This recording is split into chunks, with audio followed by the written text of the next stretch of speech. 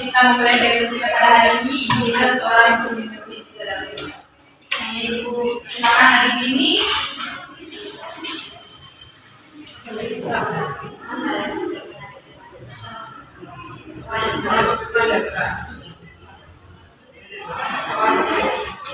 Baik, terima kasih di sini. Ibu mau nanya lagi apa hari ini? Baik, Ibu. Baik. Oh ya, tadi sebelum mengikuti kegiatan dengan Ibu di sini, ada tidak mengikuti kegiatan lain? Ada pelajaran tadi belajar. Pelajaran apa? Tadi matematika dengan bahasa Indonesia kan? Ya. Ada 2 pelajaran.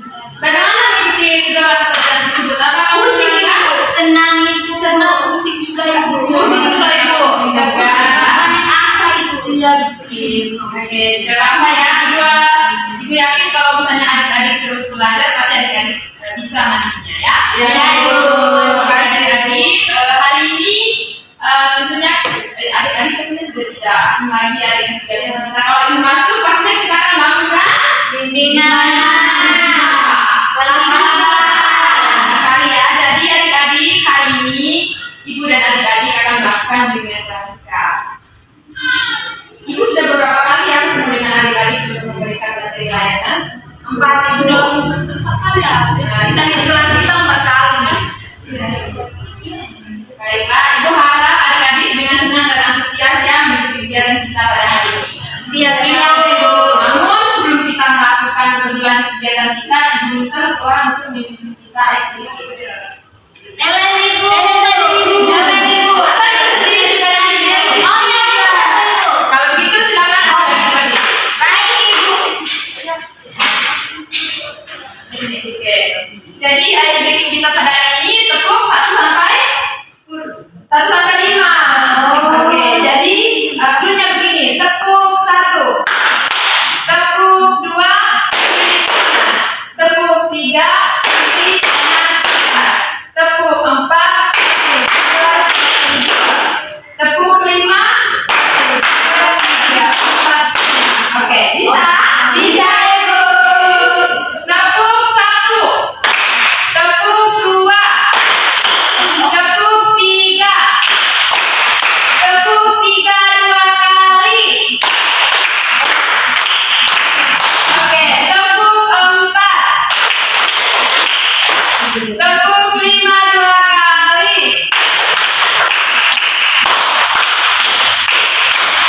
Oke, tepuk 5 3 kali.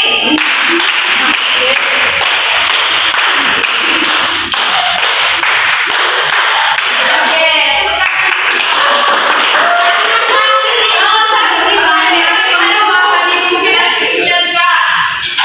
seperti itulah ada juga ya.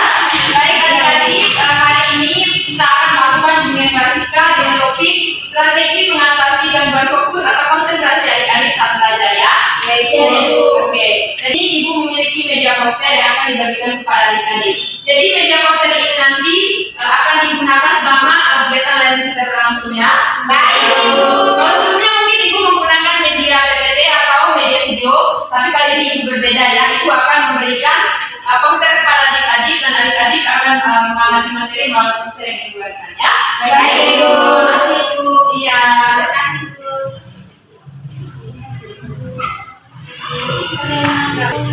Oke, makasih Ibu. Silakan sorong ya. Wow, posternya bagus. Oke. Silakan adik-adik amati poster yang sudah dibagikan.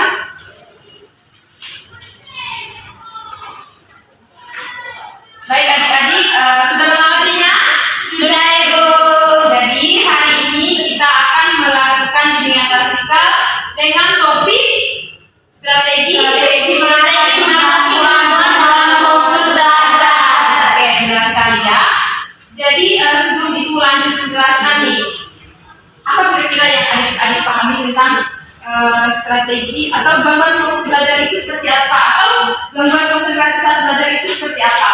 Mungkin adik-adik sering mengalaminya ketika belajar, misalnya ketika adik-adik belajar diganggu oleh suara kebisingan. Mungkin silakan menyampaikan pendapat. Baik Ibu, kalau saya suara orang ngomong juga saya suka, jadi saya belajar sukanya di pagi hari pas orang bangun. Oke. Jadi untuk menghindari gangguan-gangguan konsentrasi adik saat belajar itu, adik itu lebih memilih di saat-saat yang sepi atau hening, contohnya itu ketika di pagi hari. Oke, yang lain? Silakan ada mengisi. Kalau saya itu saya tidak bisa belajar di orang banyak, tapi saya suka belajar kalau sambil dengar musik. Oke, sambil dengar musik dan tidak suka orang banyak. Yang lain? Saya ibu Ya, silakan Deden. dalam kelas contohnya ada guru menjelaskan, ada teman di samping, ada bicara begitu tuh ibu, saya tidak bisa fokus lagi ke depan, saya dengar saja cerita. Oke, jadi adik kalian itu ketika belajar itu tidak suka diganggu ya. Jadi mungkin masih ada yang lain? Sudah ada ibu. Oke. Jadi apa yang sudah disampaikan oleh adik-adik itu benar ya. Silakan membaca kembali di konten yang sudah dibagikan bahwa gangguan fokus belajar itu atau gangguan konsentrasi saat belajar itu suatu kondisi di mana seseorang itu kesulitan ya adalah mengatur perhatiannya secara efektif. Misalnya saat adik-adik belajar nih, adik-adik itu kayak terganggu oleh suara-suara di sekitar adik-adik, dan di situ adik-adik mungkin akan kesulitan untuk berkonsentrasi pada saat belajarnya adik-adik. Oke.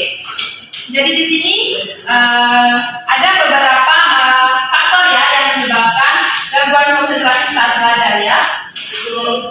Yang pertama itu karena pengaruh lingkungan sekitar. Mungkin ada yang bisa menjelaskan karena pengaruh lingkungan sekitar?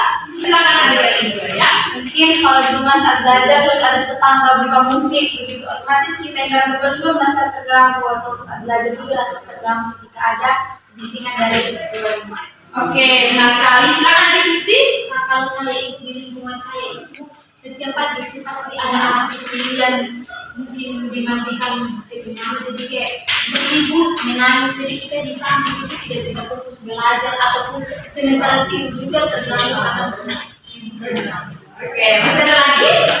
Sama ibu. Sama ibu sama. Oke. Jadi benar sekali ya.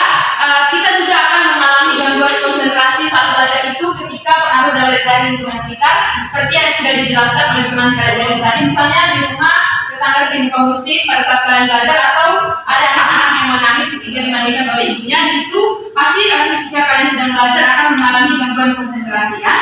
Iya. Oke. Yang kedua, kurang tidur atau tidur tidak cukup. Adik-adik di sini tidur cukup atau tidak? Kalau saya tidak cukup, Biasanya saya kurang ibu. Oke, ada yang cukup, ada yang kurang ya. Ada yang tidak cukup sama sekali mungkin? ada. Oh, ada.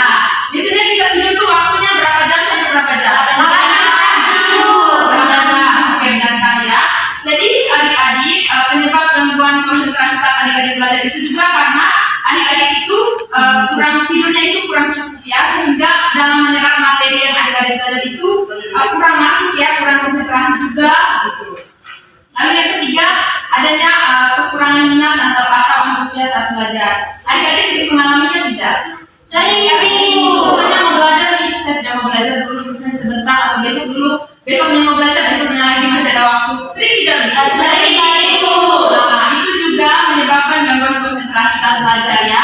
Dalam menyerap materi juga ketika ditunda-tunda terus, pasti daya tampung adik-adik juga akan mengalami gangguan ya. Iya, Ibu. Merasa terpaksa saat belajar. Sering tidak? Sering ibu. Misalnya terpaksanya itu saat-saat apa? Misalnya saya Ya, ayo. misalnya kan mau ulangan, jadi mau tidak mau kayak kita harus belajar, tapi karena kita mau jadi kayak paksa otak untuk menerima pelajaran yang kita baca itu. Oke, mungkin yang lain silakan adik-adik. Kalau saya itu saya tuh suka dipaksa orang tua untuk belajar itu. Oh, jadi saya itu. bukan karena kemauan sendiri, karena dipaksa oleh orang tua. Ini misi mungkin. Kalau saya itu kayak pas hari sementara baru selesai kerja begitu, baru di rumah baru kayak dipaksa kayak belajar seperti itu, kayak secara tidak sengaja itu saya punya obat itu tidak bisa menanggung. Oke, adik-adik mungkin. Kalau saya itu kan kita kan saya sering nonton TikTok terus lama-lama, jadi kayak sampai coba untuk mengontrol itu, kita sering nonton TikTok sama memaksakan untuk belajar atau membaca buku, itu juga susah itu kayak mengendalikan diri sendiri. Oke, jadi apa yang sudah dijawab oleh adik-adik itu benar ya. Jadi adik-adik juga akan mengalami gangguan konsentrasi saat belajar itu ketika terpaksa ya. Misalnya adik-adik baru melakukan sesuatu hal nih, lalu dipaksa untuk belajar. Pasti ingatannya adik-adik itu masih terfokus kepada hal-hal yang sebelumnya. Dan adik-adik ketika terpaksa untuk belajar itu, adik-adik akan susah sekali sekali untuk menangkap materi yang diberikan. Lalu yang terakhir itu ada pola makan yang buruk. Biasanya kalau kita makan itu konsumsinya apa saja makanannya? Daging, sayur, nasi, susu, daging, nafsu makan nasi kan. Ya, oke. Lalu ibu mau tanya, sudahkah adik-adik menerapkannya selama ini? Orang tua tidak mampu ibu. Oke adik-adik, jadi pola makan juga yang mempengaruhi konsentrasi adik-adik atau fokus adik-adik saat belajar ya. Di mana makanan yang buruk dapat mempengaruhi kesehatan mental dan kemampuan fokus kita. Di sini kekurangan nutrisi atau makanan tidak sehat dapat mengurangi energi dan konsentrasi pada anak. Lalu ini beberapa faktor yang menyebabkan gangguan fokus dalam belajar atau gangguan konsentrasi adik-adik saat belajar. Lalu ada nih strategi untuk mengatasi gangguan-gangguan yang sudah kita sebutkan tadi ya. Yang pertama itu tentunya kita harus memilih lokasi yang nyaman saat kita belajar. Adik-adik di rumah biasanya belajar di mana? Di ruang tamu. Kalau kan adik kan kenapa di kamar? Karena lebih tenang saja. Kalau di luar kan ibu cara TV dan lain-lain. Oke. Yang lain? Sampai. Kalau di sini? Kalau saya kan di belakang rumah ada pohon besar. Oh iya. Kan di sini jadi saya sambil luar belajar di belakang situ. Jadi Oh. terhindar dari suara bising yang di rumah. Oke. Di sini strategi yang pertama itu kita harus memilih lokasi yang nyaman yang tentunya itu akan mempermudah kita untuk menyerap informasi atau materi yang kita belajar. Lalu yang kedua, susun jadwal belajar yang teratur. Nah, di sini adik-adik sudah susun jadwal belajar belum? Sudah ya ibu. Sudah susun sampai tidak dilaksanakan dengan baik. Oh, kalau adik Sudah ibu. dilaksanakan dengan baik? Kadang dilaksanakan, kadang tidak ibu. Ya sampai bolong-bolong. Iya. Oh, bolong-bolong. Kalau Oke. kayak belajar full di sekolah gitu, sebetulnya kadang tidak bosan belajar. Tidak produktif yang sudah kami tulis. Oke, tidak apa-apa ya adik-adik. Intinya adik-adik punya satu langkah lebih maju di mana adik-adik sudah berusaha untuk menyusun jadwal belajar yang teratur meskipun dalam melaksanakannya masih bolong-bolong. Tapi gue yakin kalau misalnya adik-adik sudah terbiasa pasti akan melakukannya dengan baik. Lalu gunakan teknologi dengan bijak. Di sini adik-adik sudah punya HP semua? Punya. Sudah menggunakan HP dengan bijak? Belum. Ada sudah? Sudah. Jadi ibu harap adik-adik juga tidak terlalu terpaku atau terfokus pada gadget yang adik-adik punya, tetapi jangan lupa adik-adik juga untuk belajar ya.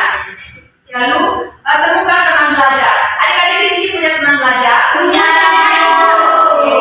Jadi dari teman belajar ini ibu harap adik-adik bisa saling berbagi informasi, saling berbagi materi agar bisa lebih banyak mendapatkan pengetahuan ya. Lalu menyediakan ruangan yang nyaman saat belajar. Adik-adik biasanya nyaman berada di ruangan seperti apa ketika belajar? Ruangan yang rapi, bersih. Kalau yang saya rapi, bersih, ber-AC. ber-AC. Kalau saya itu saya tidak suka belajar di ruangan yang rapi, saya suka buku-buku berantakan gitu. Kenapa adik seperti itu? Lebih nyaman saja ibu, kayak suka lihat yang belajar. Oke, mungkin di sini adik-adik punya perbedaan ya. Ada yang sukanya di tempat yang rapi, bersih, tapi ada juga yang di tempatnya yang berantakan. Tapi ini dari adik-adik semua ya. Ini kembali kepada adik-adik, di mana adik-adik senyamannya adik-adik saja ketika belajar ya. Lalu memilih lokasi itu ketika jauh dari gangguan kebisingan atau keributan ya. Itu juga saat adik-adik belajar, ibu harap kalau misalnya saat belajar itu adik-adik memilih lokasi yang kayak nyaman, teduh, tenang gitu, supaya bisa lebih cepat menyerap informasi. Lalu penataan lingkungan yang menyenangkan yang terakhir ya. Kalau misalnya adik-adik belajar, biasa tempel tidak misalnya kayak stiker-stiker di dinding ketika belajar. Itu tujuannya untuk apa? Supaya apa? Lebih mengingat ibu. Mengingat. Oke. Dan tentunya pasti akan membawa pesan yang menyenangkan ya adik-adik belajar. Oke, adik-adik, untuk materinya sekian saja seperti yang sudah disediakan di poster bahwa materi kita sudah berakhir sampai di tadi strateginya itu. Nah di sini, oh ya adik-adik, ibu sudah terlalu banyak berbicara ya. Sekarang ibu ingin memberikan kesempatan kepada adik-adik apa yang kalian dapatkan selama mengikuti kegiatan bersama ibu hari ini. Saya Ibu, oke? saya penyebab saya dapat dari layanan hari itu, saya mengetahui penyebab gangguan dari kesulitan belajar. Yang pertama itu ada dua faktor yang saya tangkap. Yang pertama ada faktor lingkungan, yang kedua ada faktor kurang tidur. Terus kemudian ada strateginya itu harus memilih lokasi untuk belajar yang tepat. Terus yang kedua harus ada jadwal belajar yang teratur. Oke, terima kasih Anje. Yang lain? Saya Ibu. Silakan Adik Ayu. Oke, dari Ibu, dari gangguan fokus itu sendiri seseorang mengalami kesulitan dalam mengatur konsentrasinya. Jadi ada beberapa hal nih penyebabnya, bisa dari luar dan juga dari dalam. Kalau dari dalam itu kalau dari dalam lebih ke perasaan kita terpaksa atau tidak. Terus kalau dari luar kan dari gangguan dari lingkungan, terus dari pola makan kita sendiri. Terus ada beberapa hal yang kita bisa lakukan nih, strateginya bisa kita cari tempat yang lebih aman dari kita sendiri. Terus kita bisa mengatur dulu jadwal kita untuk belajar dan juga bisa menata lingkungan atau tempat kita belajar agar lebih menyenangkan. Oke, Ibu rasa apa yang sudah disampaikan oleh adik Anje dan adik Ayu sudah mewakili teman-teman semua ya? Iya, Ibu. Nah, terakhir, Ibu mau memberikan kesempatan kepada teman-teman untuk menyampaikan mungkin ada pesan atau pesan yang menarik setelah mengikuti kegiatan Ibu hari ini. Silakan adik Ellen. Oke, Ibu, terima kasih atas waktunya.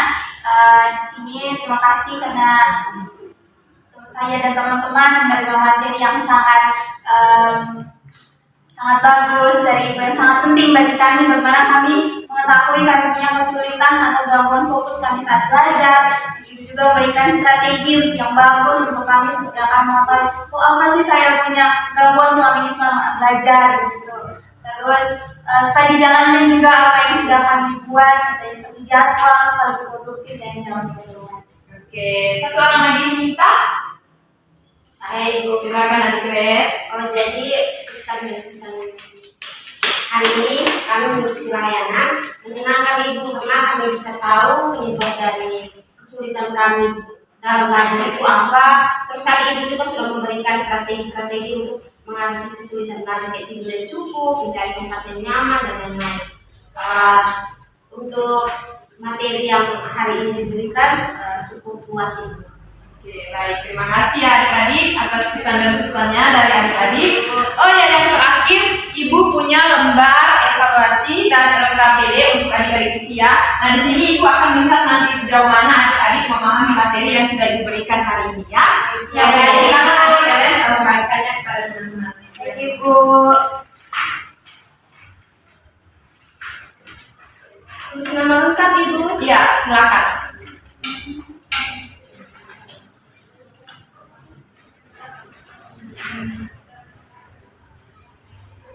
Ibu, kalau ini kita centang kan Ibu? Iya, ada yang dicetak, ada yang dijawab ya, dijawab tulis pertanyaan dan pendapatnya adik-adik. Sudah Ibu.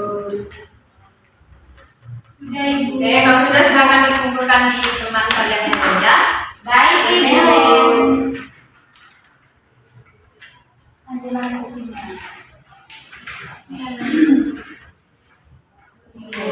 Terima kasih. Baik Ibu. Nah, dari pekerjaan adik-adik ini, Ibu akan melihat apakah adik-adik betul sudah memahami materi yang dibagikan atau belum. Oh ya, sebelum kegiatan kita berakhir, Ibu mau menyampaikan terima kasih atas partisipasi adik-adik di kegiatan hari ini. Ibu mohon maaf bila ada salah kata atau salah perbuatan yang sudah menyinggung adik-adik. Nah, ya sebelum kegiatan kita berakhir, Ibu minta adik ini memimpin kita kembali dalam doa penutup. Berdiri Ibu. Baik, Ibu dan teman-teman, mari kita silakan berdoa dimulai. Berdoa selesai. Baik, terima kasih adik ini dan selamat siang untuk adik-adik, selamat melanjutkan aktivitas, selamat berkati.